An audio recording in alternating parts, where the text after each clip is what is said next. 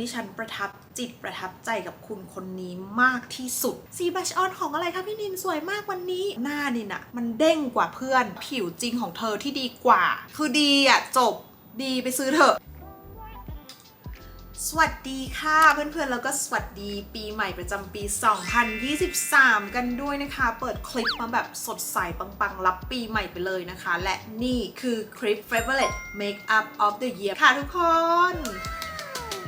ปรบมือเรียกขวัญกำลังใจตัวเองนะคะเพราะว่ามีโปรดักต์เยอะแน่นมากต้องการใช้แบบ energy พลังสูงสุดนะคะไม่พูดพร่ำทำเพลงเรามาดูกันเลยดีกว่าว่า Favorite Makeup of the Year ใครจะเข้ารอบบ้างเริ่มเลยเอาล่ะเรามาเริ่มกันที่อุปกรณ์การแต่งหน้ากันก่อนเลยนะคะซึ่งขอบอกว่าแปรงแต่งหน้าดิฉันใช้แบบอยู่แบรนด์เดียวมาตั้งแต่ไหนแต่ไรนั่นก็คือแบรนด์ซูเปอร์มัมหยิบมาพูดอีกแล้วซึ่งนินแอบกลับไปดูคลิปเก่าของตัวเองอะ่ะก็ให้ชีเป็น Favorite แปรงในดวงใจของเราจริงๆนะคะเพราะว่าแบบถูกและดีหาซื้อง่ายนั่นแหละแล้วก็คุณภาพมันเลิศจริงๆนะคะแล้วก็ขอพูดหน่อยแล้วกันนะคะเผื่อใครเพิ่งมาติดตามแล้วแบบเอ๊ะทำไมจะต้องเป็นแปรงซูเปอร์มัมนะคะก็คือนั่นแหละหาซื้อง่ายแล้วก็ถูกแล้วก็คุณภาพให้ดูว่าขนแปรงของเขาเนี่ยมันนุ่มนิ่มดีจริงๆไม่บาดผิวแล้วก็จิกสีได้ดีนะคะเนี่ยใช้มาแบบปี2ปี3ปีแล้วอะรุ่นเนี้ยรุ่น Travel Set ของเขาอะขนไม่มีหลุดร่วงเลยทุกอย่างยังแบบดูดีเหมือนเดิมยังใช้ได้อยู่นะคะแปรงที่นินชอบมากใน Travel Set ของเขาเนี่ยคือแปรงตัวเนี้ยใช้อยู่นั่นแหละแล้วก็ใช้เป็นแปรงเดียวนะสำหรับอุปกรณ์ในการปัดหน้าใช้ทั้งปัดแป้งแล้วก็ปัดแก้มด้วยเพราะว่าพูดถึงการปัดแก้มของเขาก่อนคือเขาจิกสีได้กำลังพอดีแล้วก็แบบปัดแก้มองศาคือมันแบบมันได้มากมันไม่ได้ใหญ่เกินไปมันพอดีกับรูปหน้าเรานะคะแล้วก็นินชอบใช้ปัดแป้งด้วยเพราะว่านินจะชอบที่แบบว่าแปรงมันสามารถเข้าแบบตามร่องจมูกตรงร่องคางนู่นนี่นั่นคือมันปัดได้แบบเข้าทุกซอกทุกมุมนะคะคือแปรงปัดแป้งของซุปเปอร์มัมเนี่ยจริงเขาก็ทำดีนะเดี๋ยวหยิบให้ดูเนี่ยพุ่มเขาจะใหญ่ประมาณนี้เลยแต่สุดท้ายชอบใช้แปรงนี้เหมือนแบบอันเดียวจบเสร็จในอันเดียวนะคะแล้วก็อีกแปรงหนึ่งที่นินชอบใช้เลยในรุ่น Travel Set ของเขาก็คือแปรงตัวนี้เป็นแปรงแบบหัวเป็ดอย่างนี้นะคะด้านข้างแบบนี้แล้วก็ความพุ่มกำลังดีเหมาะกับการแบบแต่งพวกแบบซอกตาต่างๆหางตาใดๆคือชีเลิศมากจิกสีดีนะคะแต่งตาดีแล้วก็เดี๋ยวแบบแบรนด์อื่นจะน้อยใจนะคะเราให้แบรนด์อื่นด้วยที่เราชอบใช้ก็มีอีกอันนึงที่ได้แบบบังเอิญไปซื้อเพราะว่าตอนนั้นไปนอนพักที่โรงแรมแล้วลืมเอาแปรงแต่งหน้าไปขี้เกียจกลับบ้านก็เลยซื้อแปรงแต่งหน้าของ Sephora มาใช้แบบแก้ขัดไปก่อนแต่ปรากฏว่าเฮ้ยแปรงแต่งหน้าของ Sephora ก็ใช้ดีเหมือนกันนะคะเนี่ยก็คือเป็นแปรงหัวพุ่มๆเหมือนกันเลยแต่คุณคนนี้จะเป็นหัวพุ่มแบบทู่ซึ่งก็สามารถลงบัชออนได้ดีลงแป้งได้ดีเหมือนกันนะคะขนแปรงคือโอเคเกรดดีเลยแล้วก็อีกแปรงหนึ่งที่เราก็ชอบเพราะว่ามันเป็นแปรงหัวพุ่มไม่ใช่หัวพุ่มสิเป็นแปรงหัวเป็ดนินไม่รู้นะว่าเขาเรียกหัวแปรงแบบนี้ว่าอะไรแต่นินเรียกว่าหัวเป็ดหัวปักเป็ดซึ่งแบบเนี่ยพุ่มเขาจะแน่นมากๆแล้วเวลาเราจิกสีแบบอายแชโดว์อย่างเงี้ยลงไปเนี่ยโอ้โหสีติดดีมากสีแปะลงบนผิวได้เลยคือชอบมากนะคะ Sephora ให้อีก1แบรนด์มาพูดกันถึงฟองน้ำแต่งหน้านะคะปีนี้ดิฉันให้2แบรนด์ด้วยกันค่ะแบรนด์แรกตำนานเหมือนเดิม Miu Skin กลับไปดูคลิปที่แล้วก็ให้ชีเป็นแบบ favorite makeup item ตอนนั้นนะคะซึ่งปีนี้นินก็ให้อีกเหมือนเดิมเพราะว่านินไม่รู้สิ Miu Skin เขาทำขนาดออกมามันแบบพอดีแล้วก็ชอบที่เขามีหน้าตัดแบบนี้ความนุ่มของฟองน้ำมันแบบมันนุ่มมากมันเกลี่ยรองพื้นได้ดีนะคะเบลอรูขุมขนดีมากจบไปใน Miu Skin นะคะต่อไปอีกแบรนด์หนึ่งที่ทำออกมาได้แบบเฮ้ยสูสีกันเลยแล้วก็ชอบมากๆนะคะก็คือของ Jovina สีของเขาจะเป็นสีแบบ brown sugar สีน้ำตาลนะคะอันนี้ไม่ใช่แบบว่าสกปรกนะเขาเป็นสีแบบนี้หน้าตัดของ Jovina จะกว้างกว่า Miu Skin หน่อยนะคะแต่ว่าโดยรวมก็คือคุณภาพแบบดีเหมือนกันเลยก็คือมีความนุ่มนิ่มนะคะแล้วก็ชอบที่เขามีหน้าตัดแบบนี้เวลาเราลงแบบรองพื้นมันเข้าทุกซอกทุกมุมจะแปะฝั่งนี้จะใช้ด้านโค้งๆทางนี้หรือจะใช้ทางด้านแบบแบนๆทางนี้ก็คือแบบได้หมดเลยคือดีให้2แบรนด์นี้นะคะต่อไปนะคะเป็นที่ดัดขนตาก็ยังคงให้มูจิเหมือนเดิมดัดดีงอนนานถูกและดีแล้วก็ชอบที่เขาแบบมีสแปร์เป็นแบบยางดัดขนตาอยู่ตรงนี้มาให้เลยถ้าสมมุติตรงนี้มันเริ่มเสื่อมแล้วเนี่ยเราก็แกะตรงนี้มาเปลี่ยนใส่ตรงนี้ได้ดีมากแล้วก็อันเล็กพกพาปุกปิกง่ายเลิศ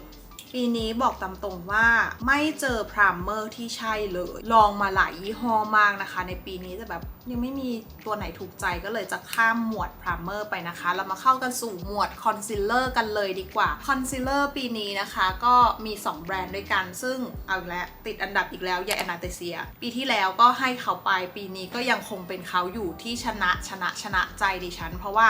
นินอะเป็นคนที่ผิวหน้ามันมากๆแล้วแถมมีแบบหัวสิวตะปุ่มตะป่ำแล้วคนที่หน้ามันและคนที่เป็นสิวจะรู้ดีว่าคอนซีลเลอร์หรือรองพื้นอะไรก็เอาไม่อยู่เพราะเวลาแบบเราเป็นสิวปูดๆอย่างเงี้ยมันจะมีอาการแบบผิวแห้งผิวลอกอะไรใดๆใช่ไหมทาอะไรลงไปก็จะแบบยังเห็นเป็นคราบเป็นดวงอยู่แต่ชีคนนี้ชนะทุกสิ่ง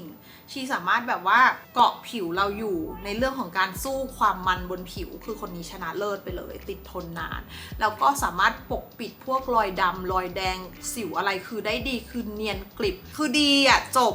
ดีไปซื้อเถอะ แค่นี้เลยนะคะแล้วเขาก็มีแบบหลายเฉดสีมากๆเพราะฉะนั้นคนที่แบบผิวขาวมากผิวขาวเหลืองขาวอมชมพูผิวเข้มผิวแทนผิวน้ำผึ้งคือมีครบทุกเฉดสีนะคะเหมือนเขาจะมีทั้งหมดแบบ2เฉดสีมั้งหรืออะไรก็ไม่รู้ไม่แน่ใจนะคะคือตัวนี้นะใช้อยู่2สีด้วยกันก็คือเบอร์12สำหรับไว้ปกปิดรอยสิวคือจะพอดีเป๊ะเลยนะคะแล้วก็เบอร์8นะคะนินเอาไว้ลงแบบใต้ตาไม่แคร็กไม่ลอกไม่เป็นขุยไม่อะไรทั้งสิ้นเก่งมากอนาเตเซียเอาไปเลย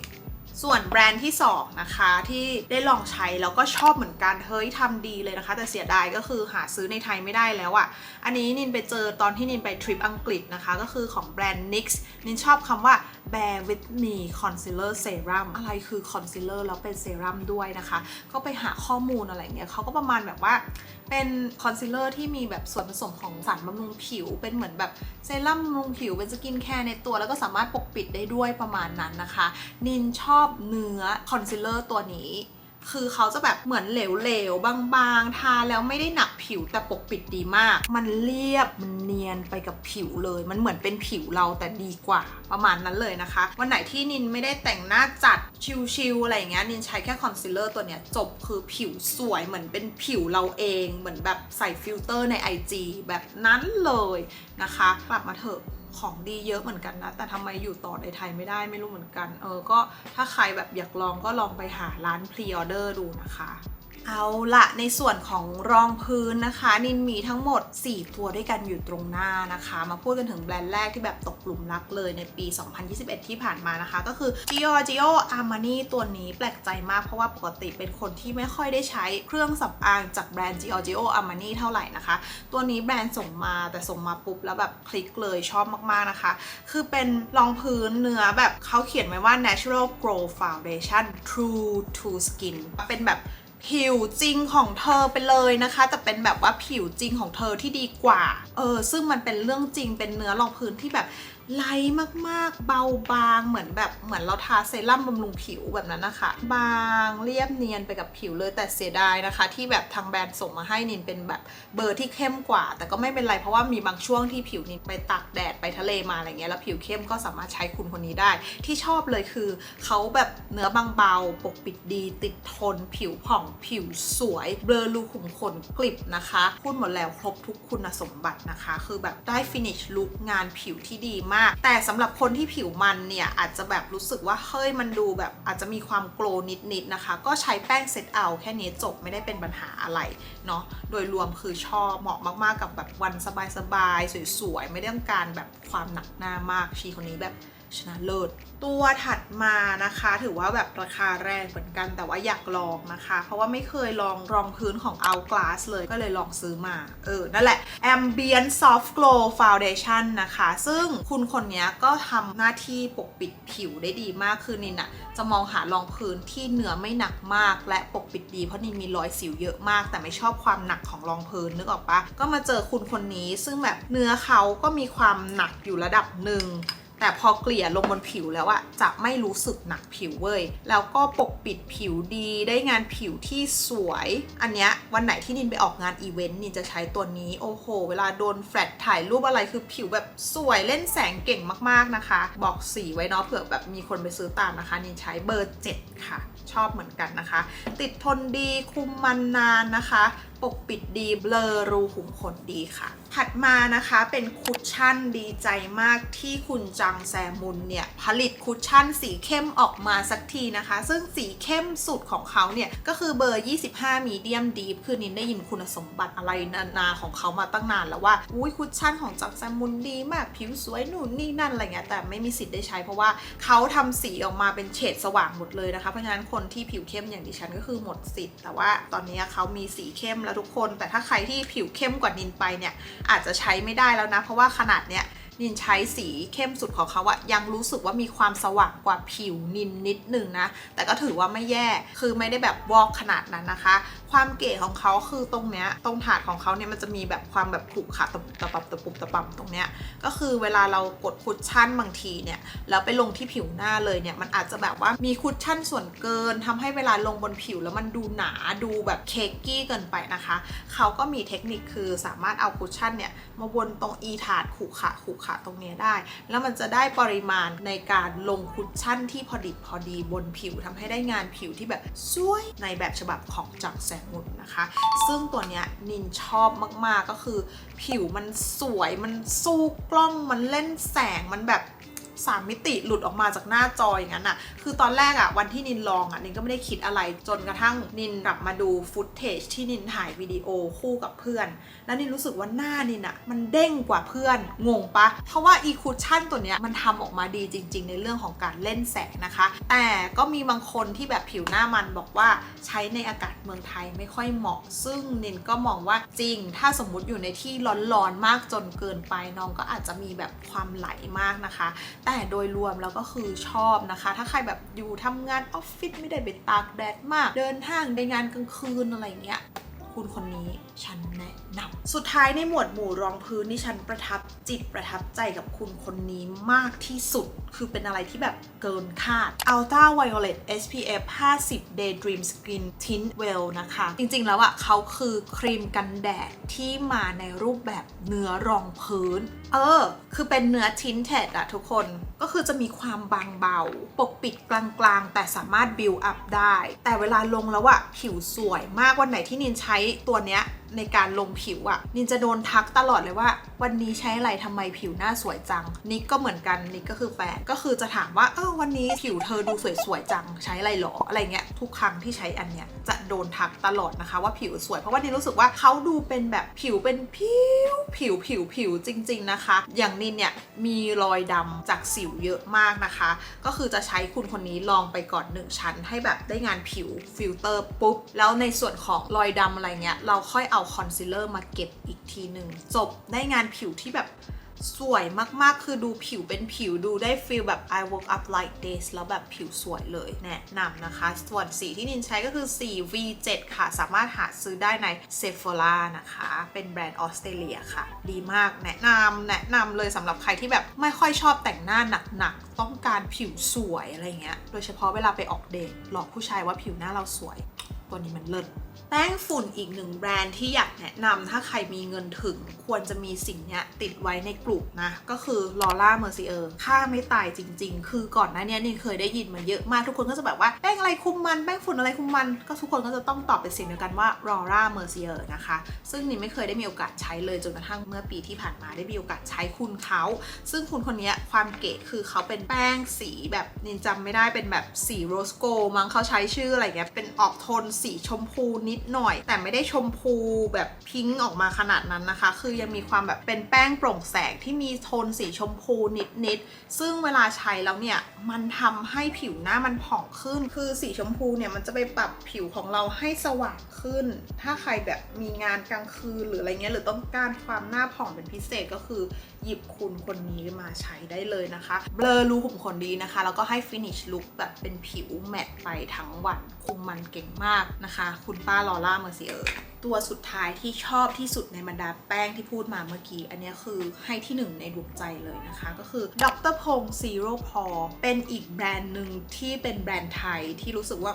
จะดีเหรอแบรนด์ไทยอะไรเงี้ยแต่ว่าพอได้สั่งมาลองใช้แล้วแบบฉันลองกรี๊ดเลยแกเป็นแป้งที่สมชื่อคำว่า Zero Pore ก็คือแบบ no รูขุมขนไม่มีรูขุมขนจริงๆมาพูดกันถึงพับก่อนพับคือถูกต้องมากๆเป็นพับผ้าพับกำมะหยี่แบบเนี้ยจำไว้ว่าใคร ที่แบบรูขุมขนกว้างนะแล้วต้องการหาพับที่ใช้ลงแป้งดีๆเพื่อเบลอรูขุมขนพับกำมะหยี่แบบนี้นะคะจะดีมากๆซึ่งนั่นแหละดร.พงษ์เขาก็ทำเป็นพับกำมะหยี่แบบนี้แล้วตัวแป้งของเขาคือเบลอรูขุมขนแบบกลิบเลยอะเหมือนแบบกดฟิลเตอร์ใส่ผิวอีกแล้วนะคะแล้วก็คุมมันดีปกปิดดีนะคะคือรวมทุกอย่างของคำว่าดีในดร.พงษ์เลยแล้วก็ราคาไม่แรงมากด้วยอันนี้แนะนำมากๆสำหรับคนที่รูขุมขนกว้างนะคะสีที่นินใช้เป็น33 Classic Sand นะคะใครที่ผิวใกล้ๆนินก็สามารถซื้อตามกันได้ต่อไปขอพูดถึง Blush On นะคะซึ่ง Blush On ในปีนี้นินมีทั้งหมด5แบรนด์ด้วยกันที่จะให้นะคะให้เยอะเหมือนกันนะ1 2 3 4 5แบรนด์จริงๆขอพูดถึงแบรนด์แรกกันก่อนมาเป็นกระดาษเพราะว่านินหาน้องไม่เจอจริงๆนินชอบมากแต่ไม่รู้น้องแบบหนีไปเที่ยวที่ไหนนะคะก็คือขอขึ้นภาพให้นะคะเป็นบลัชของ Benefit ชื่อสีว่า Shelly เป็นสีที่ไม่คิดว่าตัวเองจะปัดรอดแต่ปรากฏว่าปัดรอดเว้ยมันเป็นสีชมพูแบบสว่างๆเลยแล้วมีผสมชิมเมอร์นิดนึงนะคะก็คือจะแบบปัดแล้วมันจะดูผิวโกลๆหน่อยซึ่งนินเป็นคนที่ผิวมันแต่ว่าเป็นโกลที่ไม่ได้ดูแย่มันดูแบบผิวสดใสดูแบบมีเลือดฝาดสุขภาพดีวันไหนที่นินรู้สึกว่าโอ๊ยผิวหน้าโทรมๆไม่ไหวแล้วอะนินจะใช้บัตรเชลลี่ในการชุบชีวิตของนินขึ้นมานะคะมันก็จะทำให้ผิวหน้ามันดูมีสีมีสันมากขึ้นคิดว่าใครๆก็น่าจะปัดสีนี้ได้นะเชลลี่อย่าไปกลัวที่มันเป็นสีชมพูสว่างๆอะอย่างนินที่ผิวแบบเกือบจะเป็นโทนเหลืองเกือบแทนอะก็ยังปัดแล้วรอดนะคะชอบมากแต่หาน้องไม่เจอคิดว่าคงจะต้องกดซื้อใหม่โกรธตัวเองเวอร์บลัชอันที่2นะคะที่ทุกครั้งที่ปัดก็จะมีคนถามเหมือนกันว่าสีบลัชออนของอะไรคะพี่นินสวยมากวันนี้สีนี้ค่ะคุณน้อง 3CE Style นันดานะคะสี City Mauve เนี่ยไม่แน่ใจอีกแล้วว่าอ่านว่า Mauve หรือ Mauve นะคะถ้าอ่านชื่อผิดก็ต้องขออภัยด้วยนะคะเป็นชมพูแบบงงๆอ่ะทุกคนแบบฉันจะรอดหรือเปล่าฉันจะตายไหมเนี่ยแต่เวลาปัดออกมามันจะได้ชมพูที่แบบละมุนน่ารักคิ้วดูเป็นคนซอฟใสๆนะคะนินจะทำยังไงให้ทุกคนเห็นสีเอาบนนี้แล้วกันอุ้ยมันมองไม่ค่อยเห็นอะแต่เวลาปัดบนแก้มอะมันจะออกแบบชมพูน่ารักเอาเป็นว่าถ้าใครมีโอกาสไปเคาน์เตอร์ก็ลองไปสวอตสีดูอีกทีนึงนะคะเป็นสีที่ดูน่ากลัวแต่เวลาปัดบนแก้มจริงๆแล้วอะดูน่ารักมันจะเห็นบนกล้องไหมนะจะปัดให้ดูตรงนี้นิดนึงว่ามันมีความชมพูและเลือดดูแบบเป็นชมพูธรรมชาติที่มันหลุดออกมาจากใต้ผิวหนังเราดูไม่ใช่แบบชมพูที่สังเคราะห์มานะสีนี้เลยถูกและดีและติดโผของดิฉันตลอดทุกคลิปเลยนะคะก็คือ For You Too จริงๆ For You Too ทำโปรดักต์เก่งมากไม่ว่าจะเป็นแบบลิปสติกมาสคาร่าอะไรใดๆต่างๆที่ทำเก่งนะซึ่งสิ่งที่นี่ชอบเลยเนี่ยก็คือเป็นแบรนด์ที่ถูกแต่ทำสีชัดแล้วก็สวยมากๆนะคะพิกเมนต์สีดีมากซึ่งในปีที่ผ่านมาเนี่ยเขาก็ได้ออก Blush On รุ่น For You Too มานะคะเป็นตลับกลมๆแบบนี้ซึ่งออกมาหลากหลายสีมากแต่สีที่นินใช้แล้วชอบนะคะก็คือสี Natural Peach M06 คือจะเป็นโทนชมพูที่ติดโทนพีชนิดหน่อยนะคะจะเป็นกึ่งแบบชมพูน้ำตาลนิดอย่างเงี้ยแล้วก็มีส้มหน่อยผสมปนเปกันแล้วออกมาเป็นคุณคนเนี้ยซึ่งมันจะได้แก้มที่แบบออกมาแบบดูแบบเป็นสีธรรมชาติอีกสีหนึ่งไม่ได้ดูกระตกกระตากจนเกินไปนะคะถ้าใครเน้นแบบงานใสๆธรรมชาติชิลๆก็คือสีนี้ได้เลยชอบมากวันนี้ก็ปัดนะเอาจริงๆช่วงเนี้ยถ้าใครงบประมาณถึงก็เป็นอีกแบรนด์หนึ่งที่แนะนำนะคะ Dolce Gabbana คือนินจะเป็นคนที่ชอบปัดสีชมพูผสมกับสีส้มนะซึ่งพาเลตเนี้ยทำไว้ให้เลยเว้ยไม่ต้องซื้อ2สีแยกจบอยู่ในพาเลตเดียวคือด้วยความที่ดิฉันเป็นแบบสาวโทนผิวเหลืองอะไรเงี้ยถ้าปัดชมพูเดียวเนี่ยบางทีอาจจะดูซีดจนเกินไปอาจจะดูแบบจมจนเกินไปนะคะมันจะต้องมีสีส้มที่มันเป็นแบบวอร์มโทนเข้ามาช่วยหน่อยทำให้แบบผิวมันดูเฟรชขึ้นดูสดใสมากขึ้นนะคะซึ่งอันเนี้ยเป็นเฉดสีที่จับคู่กันดีมากเป็นส้มกับชมพูเวลาปัดแล้วก็จะดูแบบแก้มเลือดฝาดบ่มแดดไปอาบแดดที่แบบชายหาดมาแบบนั้นเลยนะคะสีสวยมากแล้วก็ชอบตลับสวย สุดท้ายนี้เป็นพาเลตที่แบบเชียร์มากๆจากใจเลยนั่นก็คือ Hourglass นะคะซึ่งอันเนี้ยเป็นรุ่น Ambient แล้วมันเป็นพาเลต Limited Edition นินไม่แน่ใจว่าเขาจะหมดไปหรือยังนะคะเพราะว่าเขารวบรวมเอาทั้งหมดแบบ6สีไว้ในพาเลตเดียวด้วยกันนะคะมีทั้ง Brush On มีทั้งไฮไลท์โทนสีทองมีทั้งแบบแป้งมีทั้งแบบอะไรอย่างเงี้ยอยู่ในพาเลตเดียวกันเลยครบมากๆนะคะก็รู้สึกว่าคุ้มที่สุดที่ซื้อมาเพราะว่านอกนั้นพวก Brush On หรือพาเลตปัดผิวหน้าของ Hourglass น่ะจะมาแบบประมาณแค่3หลุมในราคาที่แพงมากๆซึ่งอันเนี้ยมาใน6หลุมที่ราคาแบบโอเครับได้นะคะเวลาปัดแล้วผิวหน้าผ่องเล่นแสงถ่ายรูปอะไรออกมาคือผิวดูเด้งดูแบบสะท้อนแสงสวยมากๆชอบมากแนะนำปกตินินจะเป็นคนที่ไม่ค่อยชอบใช้ไฮไลท์นะคะเพราะว่าตัวนินเองเนี่ยเป็นคนที่ผิวหน้ามันแต่ไปเจอไฮไลท์ตัวหนึ่งมาแล้วรู้สึกว่าเฮ้ยปัดแล้วผิวสวยแล้วก็ชอบมากๆนะคะก็คือของแบรนด์ Credible นะคะตัวเนี้ยชื่อรุ่นว่า Sunset Brilliance 203นะคะจริงๆเขามีหลายโทนสีมากมายนะแต่สีที่นินชอบเลยเนี่ยก็คือสี Sunsetเพราะว่าตรงกับเฉดสีผิวของนินนะคะแบบติดวอร์มโทนหน่อยๆเนาะคือเป็นชิมเมอร์ที่ปัดแล้วผิวสวยมากเนื้อชิมเมอร์เขาค่อนข้างละเอียดนะคะคือมันดูแบบเล่นแสงแล้วก็กลืนไปกับผิวไม่ได้ดูเป็นแบบกลิตเตอร์หรือว่าเป็นเนื้อชิมเมอร์เม็ดใหญ่ๆแบบนั้นอันเนี้ยคือสวยมากในส่วนของเชดดิ้งและคอนทัวร์เนี่ยนิงก็ยังคงใช้เป็นตัวเดิมนะคะก็คือ 3CE Contour Shading สี Soft Brown นะคะเขามี2เฉดสีด้วยกันเฉดสี1เนี่ยน่าจะเป็นคูลโทนนะคะส่วนแบบเฉดสีเบอร์2เนี่ยก็น่าจะเป็นวอร์มโทนเนาะซึ่งนิงก็ใช้เป็นเฉดสีวอร์มโทนค่ะสีก็จะเป็นประมาณนี้เป็นสีเชดดิ้งที่แบบพอดีกับผิวมากๆไม่ได้แบบว่าติดแด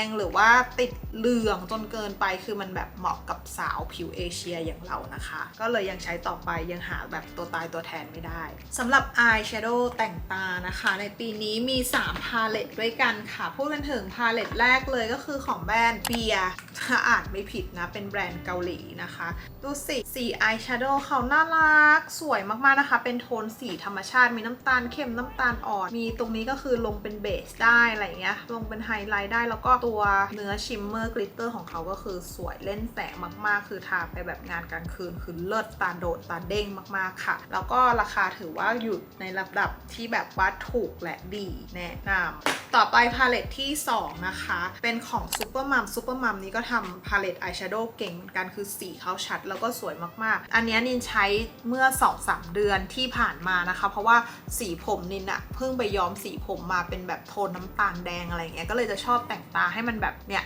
ลิงก์กับสีผมหน่อยนะคะซึ่งอันเนี้ยคือเป็นสีที่แบบถูกต้องที่ชอบมากๆนะคะก็คือเป็นโทนน้ำตาลแดงๆเนาะแล้วก็ตัวอายแชโดว์เนื้อฟอยล์ของเขาก็คือทำออกมาได้สวยวิงเหมือนกันเล่นแสงดีมาก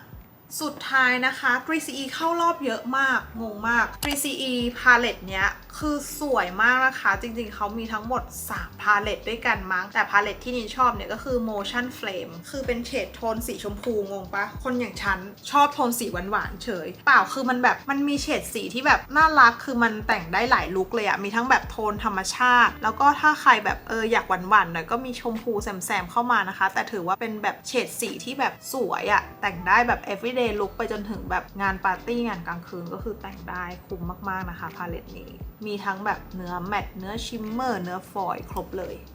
ในปีนี้ลองมาสคาร่ามาเยอะมากเพราะเป็นคนชอบปัดขนตาแต่ที่ให้เด็ดที่สุดเลยนะคือแบบเด็ดจริงๆที่ครองหนึ่งในดวงใจอ่ะก็คือ 3CE อีกแล้วซื้อหุ้นกับ 3CE แหละปีนี้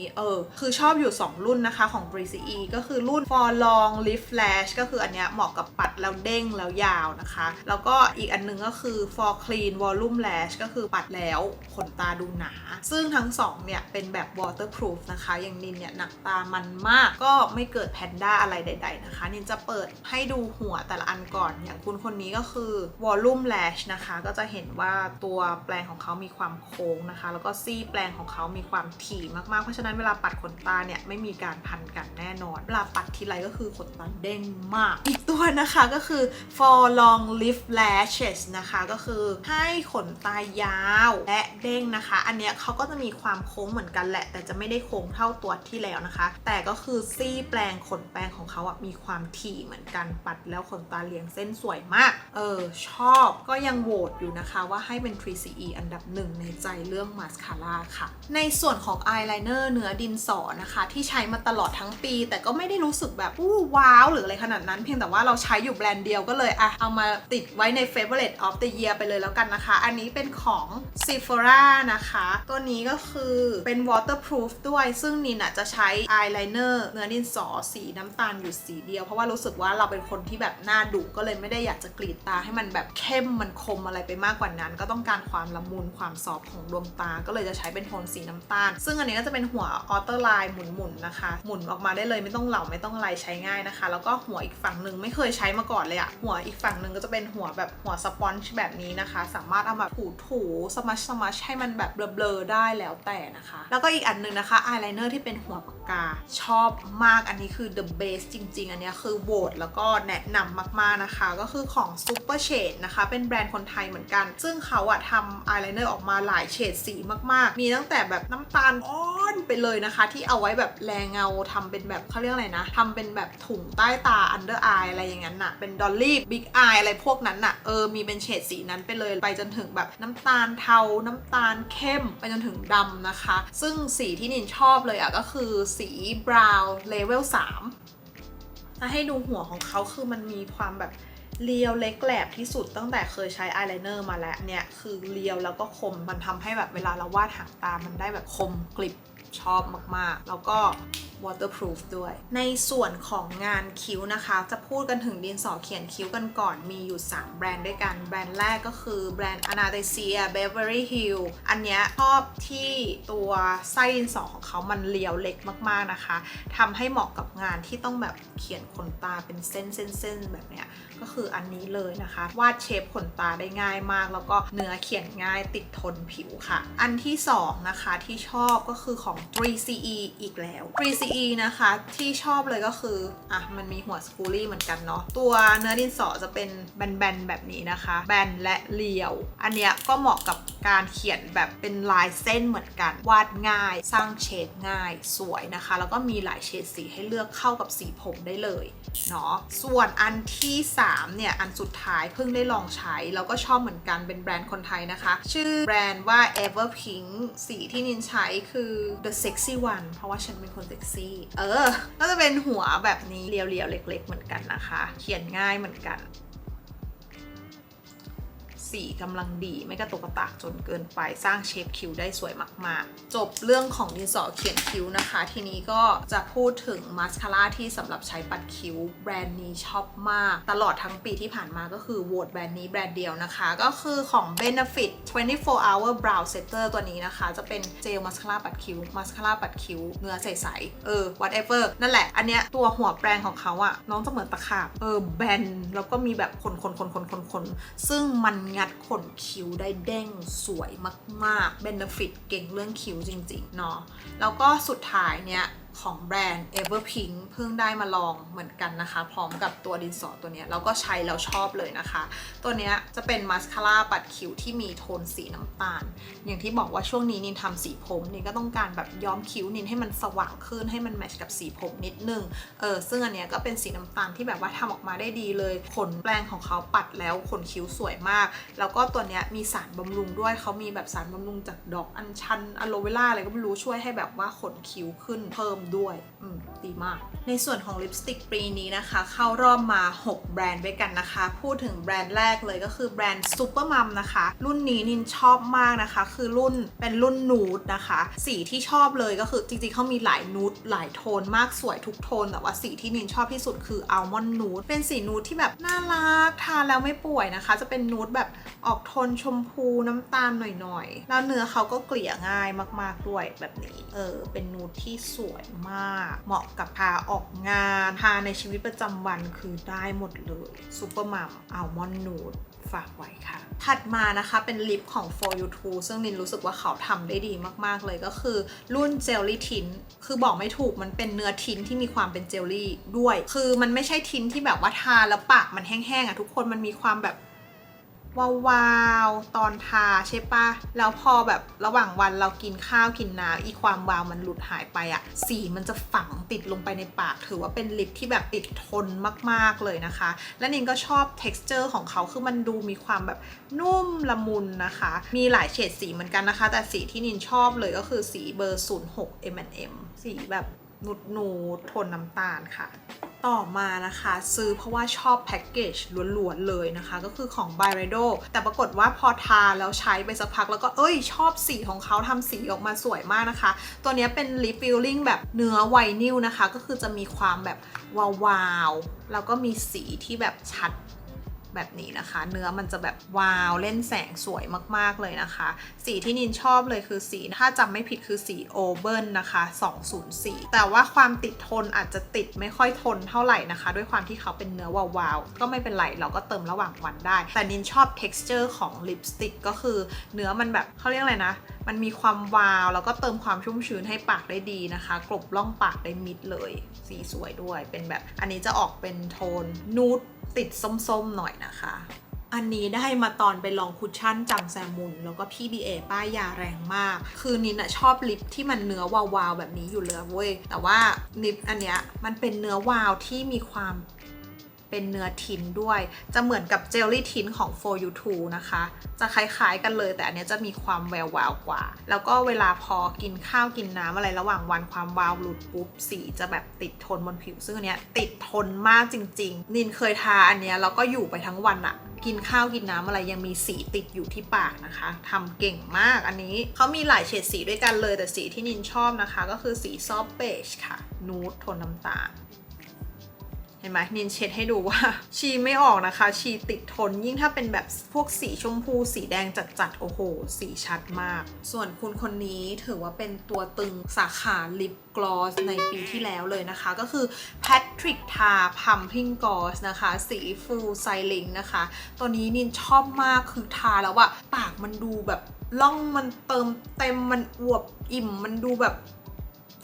จุยซี่น่าจุกมากๆนะคะแล้วก็จริงๆแล้วอะพวกลิปกลอสหรืออะไรเงี้ยเวลากินข้าวกินน้ำอะไรไปอะมันมีหลุดอยู่แล้วแต่ชีคนนี้ไม่หลุดเป็นลิปกลอสแบรนด์เดียวที่ใช้แล้วรู้สึกว่าเฮ้ยมันยังมีความหนึบมันยังมีความวาวอยู่หลังจากเรากินข้าวกินน้ำชีหนึบติดปากมากๆนะคะแต่ถ้าใครที่ไม่ชอบความหนึบหนับหรือหนักปากอาจจะแบบไม่ค่อยโอเคแต่ส่วนตัวนินไม่มีปัญหาเพราะนินเป็นคนชอบทาลิปกลอสอยู่แล้วดีมากแล้วก็ตัวเนี้ยเป็นโทนสีแดงๆด้วยจริงๆถ้าไม่ทาลิปสติกแล้วทาแค่ตัวลิปพัมพิงกลอสตัวเนี้ยก็จะได้แบบงานผิวปากสุขภาพดีแวววาวระเรื่อแบบนั้นเลยนะคะทาให้ดูว่าแบบมันวาวมากดูดิปากมันดูแบบน่าจุบขึ้นมาทันใดเลยอะ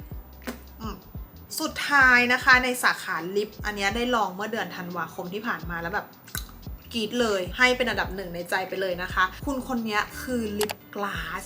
Ink Lasting Lip Gloss นี่คือชื่อเต็มๆนะคะคือเป็นลิปกลาสเดี๋ยวนี้ก็มีหลากหลายชื่อเหลือเกินไม่กลอสก็กลาสไม่กลาสก็กลอสนะคะก็เป็นว่าถือว่าเป็นลิปกลาสหรือลิปกลอสที่มีสีแล้วเวลาทา